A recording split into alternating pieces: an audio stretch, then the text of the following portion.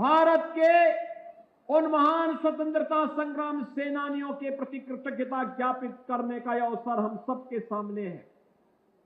जब ये देश अपनी स्वाधीनता दिवस के आयोजन के साथ जुड़ रहा है, घर के ऊपर तिरंगा हो और हर भारतीय के मन में स्वदेशी का भाव जागृत हो।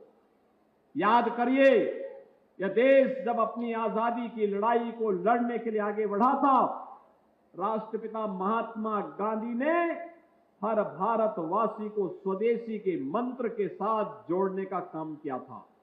स्वदेशी हमारे जीवन का ध्येय बने, स्वदेशी हमारे जीवन का मंत्र बने।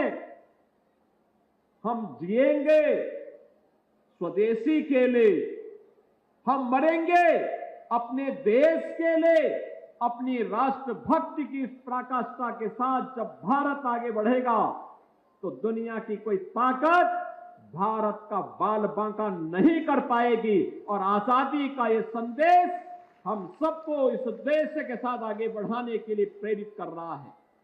बार बार मैं आपका आह्वान करूंगा, बहनों और भाइयों, जब हम कोई स्वदेशी वस्तु खरीदते हैं, पर्व और त्योहारों की परंपरा प्रारंभ हो रही है और पर्व और त्योहारों की इस परंपरा में हम स्वदेशी वस्तु खरीदते हैं तो हमारे हस्तशिल्पी और कारीगर काम पाते हैं।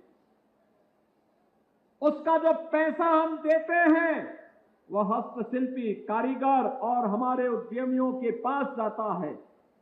जो उनके पास जाएगा वह देश के विकास में ही खर्च होगा, वह देश के विकास में खर्च होगा, देश के उत्थान में खर्च होगा, देश की समृद्धि में ही वह पैसा लगेगा। लेकिन जब हम विदेशी वस्तु खरीदते हैं तो विदेशों की वस्तु खरीदने की कीमत हमें उस समय तो चुकानी ही होती है, लेकिन बाद में आतंकवाद के रूप में भी हम उसकी कीमत चुकाते हैं।